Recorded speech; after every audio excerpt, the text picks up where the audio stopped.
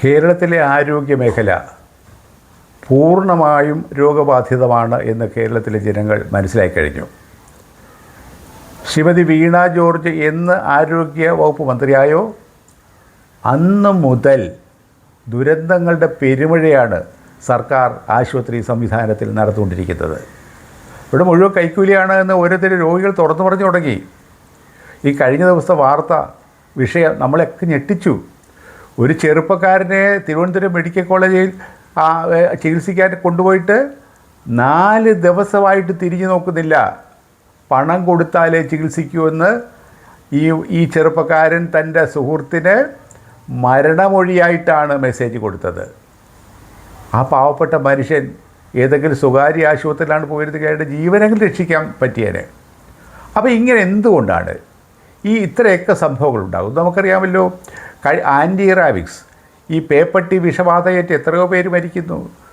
പേപ്പട്ടി കടിച്ച ഉടനെ ആരും പെട്ടെന്ന് മരിക്കുകയല്ല, അതിനുള്ള പ്രതിമരുന്ന് കൊടുത്താൽ മതി. ആൻറ്റി റാബിക്സ് ഏറ്റവും ഗുണനിലവാരമില്ലാത്തത് കൊണ്ട് മാത്രമാണ് പേപ്പട്ടി കടിച്ചതിന് ഒരുപാട് പേർ മരിക്കുന്നതെന്ന് റിപ്പോർട്ടുകൾ ഉണ്ടായിട്ടും ഈ ഏറ്റവും വിലനിലവാരം കുറഞ്ഞ ഈ മരുന്ന് തന്നെ വാങ്ങിക്കുന്നതിൻ്റെ പിന്നിൽ മന്ത്രിയുടെ കരങ്ങളുണ്ടോ എന്ന് സംശയിക്കുന്നതിൽ കുറ്റമില്ല. തിരുവനന്തപുരം കോട്ടയം മെഡിക്കൽ കോളേജിൻ്റെ ഒരു ഭാഗം ഇടിഞ്ഞ് താഴെ വീണു. പഴയ കെട്ടിടമായിരുന്നു. മന്ത്രി എന്നിട്ട് പറയാണ് ഒരു കുഴപ്പവും സംഭവിച്ചിട്ടില്ല, ആർക്കും ഒരു കുഴപ്പവും ഉണ്ടായിട്ടില്ലെന്ന് പറഞ്ഞു. അങ്ങനെ പറഞ്ഞുകൊണ്ട് മാത്രമാണ് അതിൻ്റെ അതിൻ്റെ താഴെ ആരെങ്കിലും ഉണ്ടോ എന്ന് നോക്കാൻ താമസിച്ചത്. JCB വന്ന് അവശിഷ്ടങ്ങൾ മാറ്റിയപ്പോൾ ഒരു രോഗിയുടെ കൂട്ടിരിപ്പുകാരി മരിച്ച് അതിൻ്റെ ശവമായിട്ട് കിടക്കുകയാണ്. അവർ രക്ഷിക്കാൻ കഴിഞ്ഞില്ല.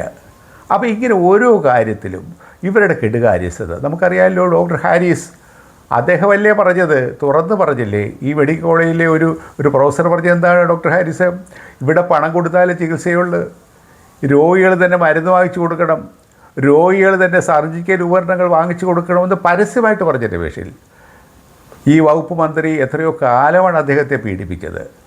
വെറുതെ ഈ കപ്പൽ ആടിയുലയില്ലെന്നും ഇതിനൊരു കപ്പിത്താരുണ്ടെന്ന് പറഞ്ഞ് മുഖ്യമന്ത്രി മണിയടിച്ചിട്ട് കാര്യമില്ല. നിങ്ങൾ കൃത്യമായിട്ട് നിങ്ങളുടെ ജോലി ചെയ്യുന്നില്ല. നീറോ ചക്രവർത്തി വീണ വായിച്ചായിട്ട് കേട്ടിട്ടുണ്ട്, റോമാ സാമ്രാജ്യം കത്തിയെരിയുമ്പോൾ. ഇവിടെ ഈ ആരോഗ്യ മേഖലയിൽ എല്ലാ ദുരന്തങ്ങൾ വ്യാപിച്ചിട്ടും എന്താണ് ഈ മഹതി ചെയ്തത് എന്നറിയാൻ കേരളത്തിലെ ജനങ്ങൾക്ക് കൗതുകമുണ്ട്. നന്ദി, നമസ്കാരം.